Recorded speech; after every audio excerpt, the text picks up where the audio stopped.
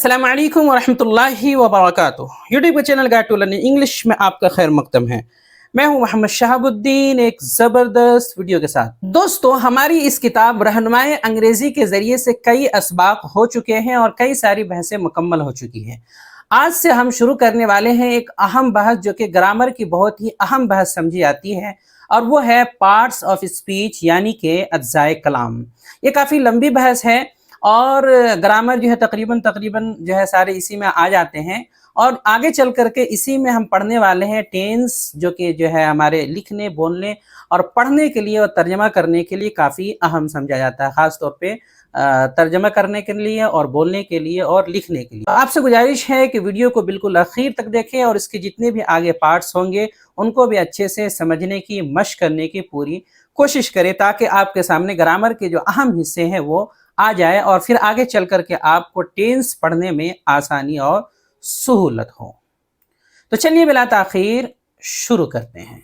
आगे बढ़ने से पहले बता दूं कि इंग्लिश लिखने और बोलने के लिए हमारी ये 3 किताबें काफ़ी ज़्यादा अहम हैं। 1000 अंग्रेज़ी अल्फाज मातरजमा व तलफ़ुज़, 1000 मुख्तसर जुमले और फ़िक्रे मातरजमा, 350 से ज़ायद अंग्रेज़ी अफ़ाल मा तलफ़ुज़ व तर्जमा और अशकाल। तीनों किताबों के एक साथ PDF सिर्फ और सिर्फ 99 रुपये में मिल जाएंगे। अगर आपको चाहिए तो हमारे इस नंबर पर ऑनलाइन कीमत भेज कर रब्ता करें या नीचे दिए गए लिंक से भी डाउनलोड कर सकते हैं। नंबर है 76 67 63 52 99। बिस्मिल्लाहिर्रहमानिर्रहीम। लेसन नंबर 28, सबक नंबर 28, पार्ट्स ऑफ स्पीच यानी अज्जाए कलाम। तो जब हम कुछ बोलते हैं या लिखते हैं तो उसमें कई सारे अल्फाज यानी वर्ड्स का इस्तेमाल करते हैं। उनमें से हर एक को कोई ना कोई नाम दिया जाता है, यानी उनमें कोई इस्म होता है, कोई फेल होता है, कोई हर्फ होता है, कोई फ़ाइल, कोई मुब्तदा या फिर कोई ज़मीर वगैरह वगैरह, सब का कोई ना कोई एक नाम होता है। उन नामों को और उनके सही इस्तेमाल को जिसके ज़रिए से जाना और समझा जाता है उसे इंग्लिश में पार्ट्स ऑफ स्पीच यानी कि अज्जाए कलाम कहते हैं। तो इसे आप जो है नहवी तरकीब की तरह समझ सकते हैं। जो हजरात अरबी पढ़े हैं वो जानते हैं। तो ये एक तरह से नहवी तरकीब की तरह है। ये अंग्रेज़ी ग्रामर का बहुत ही अहम हिस्सा है। इसे जाने बगैर आप इंग्लिश का सही इस्तेमाल नहीं कर सकते, यानी कि अंग्रेज़ी थोड़ा बहुत बोल तो सकते हैं लेकिन जो गलती से आप बचेंगे वो इसी के ज़रिए से बच सकते हैं। तो इस सबक से हम उसी की शुरुआत करेंगे और उसकी पूरी तफसील जानने की कोशिश करेंगे। तो चलिए देखते हैं पार्ट्स ऑफ स्पीच यानी कि अज्जाए कलाम। तो चलिए देखते हैं पार्ट्स ऑफ स्पीच यानी कि अज्जाए कलाम। अज्जाए कलाम यानी पार्ट्स ऑफ स्पीच को 8 दर्जों में तकसीम किया जाता है, यानी कि इसकी 8 किस्में हैं तकरीबन। पहले हम उनको जो है सरसरी तौर पर उन सब की तारीफ़ात और जो है मिसालें वो देख करके समझ लेते हैं। फिर अगले असबाक से हर एक को उनके अक़साम के साथ तफसील से पढ़ेंगे। तो एक मरतबा हम सरसरी तौर पे नाम जान लेते हैं, फिर मिसालों से थोड़ा बहुत जो है तारीफ़ात से उनको समझ लेते हैं, फिर अगले असबाक से उन सबको एक एक करके हम डिटेल में जानेंगे। तो पार्ट्स ऑफ स्पीच 8 क्या क्या है? यहाँ सबसे पहले है नाउन। नाउन यानी कि उर्दू में इसको इसम कह सकते हैं। प्रोनाउन, प्रोनाउन ज़मीर। एडजेक्टिव, एडजेक्टिव यानी कि सिफत। वर्ब, वर्ब यानी कि फ़ेल। एडवर्ब, एडवर्ब यानी कि फ़ेल मुताल्लिक या फ़ेल ताबे कह सकते हैं। प्रेपोजिशन, प्रेपोजिशन, पी पोजिशन भी बोलते हैं, असल है प्रेपोजिशन। हरफ जार या हरफ रब। कंजंक्शन, कंजंक्शन हरफ अत्फ या हरफ वस्ल। 8वां है इंटरजेक्शन, इंटरजेक्शन हरफ ताज्जुब या हरफ फुजाई। ये तो पूरी 8 किस्में हैं। ये आप इनको अच्छे से याद कर लें, ज़बानी रख लें ताकि आपको हमेशा याद रहें। अब आइए एक करके हम थोड़ी सी समझने की कोशिश करते हैं। सबसे पहले है नाउन यानी कि इस्म। इस्म का मतलब है किसी भी शख्स, जगह या चीज़ के नाम को नाउन कहते हैं, यानी खा वो जानदार चीज़ हो या गैर जानदार हो, नज़र आती हो या न नज़र आती हो, जैसी भी हो, उसको हम यूँ कह सकते हैं कि ये दुनिया में हर चीज़ का कोई ना कोई एक नाम होता है। बस उसी नाम को जो है एक तरह से नाउन कहते हैं, यानी इस्म कहते हैं, नाम कहते हैं। तो ये हो गया इस्म। जैसे इसको मिसाल से हम समझते हैं, जैसे कि अहमद आदमी का नाम है, इसी तरह जो है दिल्ली जगह का नाम है, गॉट जानदार चीज़ बकरी का नाम है, पेन लिखने वाली चीज़ कलम का नाम है, ऑनेस्टी, ऑनेस्टी न दिखने वाली चीज़ ईमानदारी का नाम है, लाइफ ज़िंदगी का नाम है। तो ऐसे ही जो हम आस पास में जो चीज़ें देखते हैं या जो चीज़ें हम इस्तेमाल करते हैं या इंसानों के नाम है, जगह है और भी चरिंद परिंद वगैरह सबका एक नाम होता है, उस नाम को ही नाउन कहते हैं। तो सरसरी तौर पे हम ऐसे ही समझ सकते हैं। अगला है प्रोनाउन यानी कि ज़मीर। अब ज़मीर किसे कहते हैं? ज़मीर का मतलब है इस्म, यानी जो अभी गुजरा है नाउन, उसकी जगह उसके बदले जो लफ्ज़ इस्तेमाल किया जाए वो प्रोनाउन यानी कि ज़मीर कहलाता है। जैसे कि हम उर्दू में ऐसा होता है, किसी भी ज़बान में एक बार किसी का नाम ले लेते हैं तो दोबारा उसका नाम नहीं लेते हैं, बल्कि उसकी जगह उसकी ज़मीर का इस्तेमाल करते हैं। तो उसी तरह इंग्लिश में भी है। कोई भी मिसाल ले सकते हैं, जिससे हम किसी का तज़किरा करते हैं। जैसे ज़ैद के बारे में कोई बात करेंगे तो उसके बारे में बताते हुए कहते हैं कि ज़ैद मेरा दोस्त है, वो बहुत मेहनती इंसान है, वो बहुत अच्छा लड़का है, वो बहुत ज़्यादा पढ़ता है, वो सबका एहतराम करता है, वो ऐसा है, वो वैसा है, वगैरह वगैरह। तो शुरू में ज़ैद का तज़किरा हुआ, आगे वो करके हमने इस्तेमाल किया। तो ये जो वो करके बोल रहे हैं उसी को कहते हैं ज़मीर, जो ज़ैद के बदले आ रही है। इसको मिसाल से मज़ीद समझते हैं। राशिद मेरा भाई है, वो एक मुअल्लिम है, तो Rashid is my brother, Rashid का तज़किरा हुआ। अब आगे उसी के बारे में बोल रहे हैं कि वो एक उस्ताद हैं। तो अब दोबारा राशिद का नाम नहीं ले रहे हैं, बल्कि बोल रहे हैं ही इज़ अ टीचर। तो उर्दू में जैसे वो का लफ्ज़ आया है और इंग्लिश में जो ही आया है, ये ही हो गया आपका प्रोनाउन यानी कि ज़मीर, चूँकि ये राशिद के बदले आया है। इस तरह दूसरी मिसाल, मेरे पास एक कलम है, वो बहुत कीमती है। कलम की बात हो रही है, आगे उसी कलम के बारे में कह रहे हैं कि वो कलम बहुत कीमती है, तो उसके लिए उर्दू में वो लाए हैं। इंग्लिश है I have a pen, it is very costly. तो पेन का तज़किरा आया, अब उसी के बारे में कह रहे हैं कि वो बहुत कीमती है पेन। तो अब दोबारा हमने पेन नहीं लिखा, बल्कि इट का इस्तेमाल कर रहे हैं। क्यों? क्योंकि ये ज़मीर है, ये इसके बदले आई है। तो एक बार तज़किरा हो गया तो दोबारा उसका नाम लेने की ज़रूरत नहीं है। तो इसी को कहते हैं ज़मीर यानी कि प्रोनाउन। किसी नाउन के बदले जो लफ्ज़ इस्तेमाल किया जाए वो प्रोनाउन है। बस सीधा सीधी इसका मतलब यही है, बाकी तफसील आगे आएगी। अगला तीसरा है एडजेक्टिव। एडजेक्टिव का मतलब होता है सिफत। सिफत का मतलब है जो लफ्ज़ किसी इस्म या ज़मीर की खूबी या खामी यानी अच्छाई या बुराई बयान करे, उसे सिफत कहते हैं। यानी जिस लफ्ज़ से हम किसी की, चाहे वो नाउन हो या प्रोनाउन है, उसकी अच्छाई या बुराई या खूबी या खामी बयान करे, वो लफ्ज़ क्या होगा? सिफत होगा। जैसे कि Sajid is an intelligent boy, Sajid एक ज़हीन लड़का है। तो इसमें जो उर्दू में ज़हीन है और इंग्लिश में जो इंटेलिजेंट का लफ्ज़ है, ये एक तरह से सिफत है, यानी इससे जो है इसकी अच्छाई बयान की जा रही है कि ये ज़हीन है। इसी तरह दूसरी मिसाल है he is a brave man, यानी वो बहादुर आदमी है। तो यहाँ पे जो ब्रेव का लफ्ज़ है, बहादुर, उर्दू में जो बहादुर है, तो ये हो गया सिफत। इससे जो है अच्छाई बयान की जा रही है एक तरह से कि वो बहादुर है। ही जिसकी जानिब इशारा कर रहे हैं, ज़मीर है जिसकी, उसके बारे में बोल रहे हैं कि वो बहादुर है। तो ये जो ब्रेव या फिर इंटेलिजेंट का लफ्ज़, इस तरह के और भी जो अल्फाज होते हैं जिससे किसी की अच्छाई या बुराई बयान की जाए, वो लफ्ज़ होता है सिफत। इसको आसानी से हम इस तरह भी समझ सकते हैं कि कोई लफ्ज़ जिसका उल्टा आपको आमतौर पे मिल जाए तो समझ जाइए कि वो आमतौर पे वो सिफत है। जैसे कि यही देख लीजिए, ज़हीन है तो कोई कुनज़हन भी होगा। इसी तरह जो है ब्रेव बहादुर है तो कोई जो है बुज़दिल भी होगा। कोई कंजूस है तो कोई जो है सखी भी होगा। कोई काला है तो कोई गोरा, कोई छोटा, तो इसी तरह उसका उल्टा कोई बड़ा होगा। कोई पतला है तो कोई मोटा। तो हर वो लफ्ज़ जिसका उल्टा हो, समझ जाइए कि वो एक तरह से सिफत है। अगला है वर्ब यानी कि फेल। तो फेल का मतलब क्या है? फेल वो है जिसके ज़रिए से सब्जेक्ट जो फ़ाइल या मुब्तदा का काम यानी अमल या फिर हालत व कैफियत का इल्म हो। दो चीज़ें हैं, काम, अमल, ये तो हम जानते ही है, साथ साथ आगे है या हालत व कैफियत का इल्म हो। जैसे मिसाल समझते हैं, सलमान इज़ रीडिंग, सलमान पढ़ रहा है। तो सलमान इज़ रीडिंग, सलमान पढ़ रहा है। पढ़ रहा है, ये पढ़ रहा है क्या है? साफ तौर पे फेल है। पढ़ना, खाना, पीना, सोना, उठना, बैठना, मारना, पीटना, ये सब क्या है? साफ तौर पे फेल है। तो ये वर्ब हुआ, लेकिन ये साफ तौर पे है। अगला है माजिद 10 साल का है। अब इसमें देखिए माजिद इज 10 years old। इसमें माजिद 10 साल का है, मेरे को बज़ाहिर कोई फेल नजर नहीं आ रहा, लेकिन इंग्लिश के हिसाब से देखेंगे तो इज जो ये है, ये भी एक तरह से फेल है। इसको लिंकिंग वर्ब कह सकते हैं, कहते हैं आमतौर पे, और हेल्पिंग वर्ब भी से ये मशहूर है, हेल्पिंग वर्ब से। तो ये भी एक तरह से जो है वर्ब ही है। तो इसमें हालत बयान की जा रही है और इसमें असल में काम बयान किया जा रहा है। तो मजीद तफसील तो आगे आएगी कि किस तरह जो है इसके किस्में हैं वगैरह वगैरह। अभी सिर्फ इतना समझ लीजिए कि जिसके ज़रिए से सब्जेक्ट यानी फ़ाइल का काम मालूम हो या फिर हालत व कैफियत का इल्म हो, तो वो फेल, ہے, ایک طرح سے verb ہے.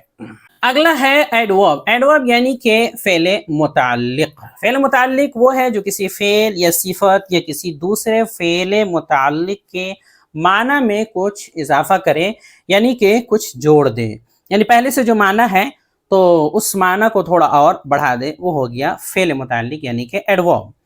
اب جیسے کہ مثال سے اس کو سمجھتے ہیں کیسے فعل یا صفت کا معنی کو بڑھاتا ہے, یا پہلے سے جو فعل متعلق ہے ایڈورب ہے اس کے معنی کو کیسے بڑھاتے ہیں. جیسے ایک مثال ہے تسلیم دوڑتا ہے, تو اس کے لیے انگلش ہے تسلیم رنز. تسلیم دوڑتا ہے. اب دیکھیے دوڑنا ایک فعل ہے, دوڑنا, تو اب اس کے معنی کو بڑھانے کے لیے ایک لفظ بڑھایا گیا ہے فاسٹ, یعنی کہ تیز. اردو میں تیز, انگلش میں فاسٹ. تو یہ جو فاسٹ کا لفظ بڑھایا گیا ہے یہ ہو گیا آپ کا ایڈورب. اب اس سے ترجمہ ہو جائے گا تسلیم صرف دوڑتا نہیں بلکہ تیز دوڑتا ہے, تو دوڑنے کا معنی تھوڑا بڑھ گیا, تو یہ لہٰذا یہ لفظ جو فاسٹ ہے یہ ایڈورب ہو گیا. تو یہ فعل کے معنی کو بڑھایا.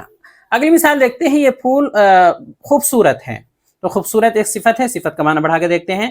تو انگلش ہے the flower is beautiful.